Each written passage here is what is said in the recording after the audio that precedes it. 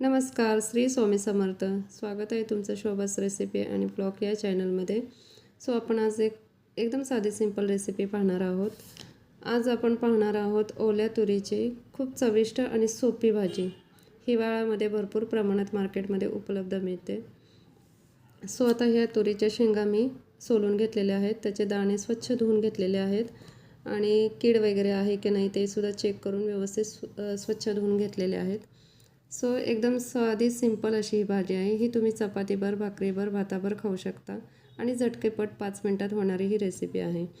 कढई मी आता गॅसवर ठेवलेली आहे. त्याच्यामध्ये तेल टाकलेलं आहे. 1 चमचा किंवा 1 पळी छोटीशी तेल टाकलेलं आहे.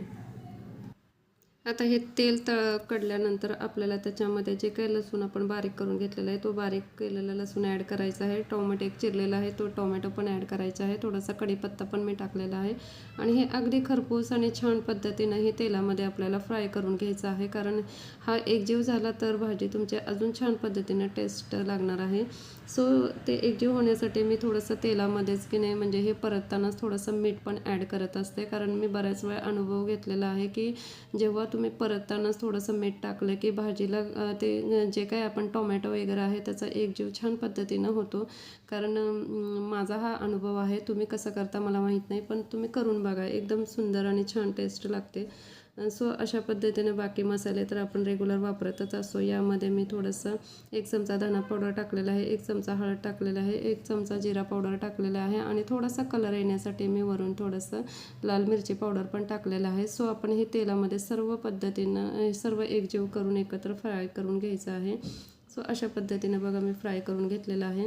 आता जे काय आपण तुरीचे दाणे जे धुवून घेतलेले आहेत ते पण आपण आता त्यामध्ये ॲड करणार आहोत. हे तुरीचे दाणे जे आहेत ते सुद्धा तेलामध्ये छान पद्धतीनं परतून घेतले तर अजून छान अशी टेस्ट लागते. अशा पद्धतीनं बघा मी हे परतून घेत आहे. हे परतून घेतल्यानंतर अजून थोड्या त्याच्यामध्ये आपण जे काही रेग्युलर मसाला वापरतो म्हणजे चटणी म्हणा किंवा तुम्ही जे काय बोलता ते मसाला जो आहे तो आपण 2 चमचे मी ॲड केलेला आहे. तुम्ही तुमच्या चवीनुसार ॲड करू शकता. थोडंसं हिंगही मी ॲड केलेलं आहे.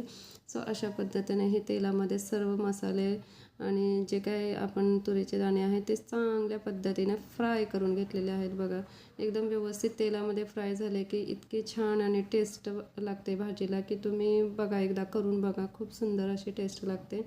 एकदम साधी सिंपल भाजी आहे. ह्याच्यामध्ये मी कोणत्याही पद्धतीचं वाटण वगैरे काहीच ॲड केलेलं नाही आहे. एकदम साध्या सिंपल पद्धतीची भाजी आहे.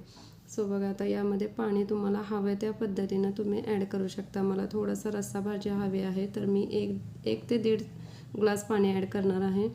बघा 1 ग्लास मी पाणी टाकलेलं आहे. अजून थोडंसं मी पाणी ॲड करत आहे. म्हणजे जवळजवळ 1.25 ग्लास मी पाणी ह्याच्यामध्ये ॲड केलेलं आहे. तुम्हाला हवे त्या पद्धतीनं तुम्ही ॲड करू शकता.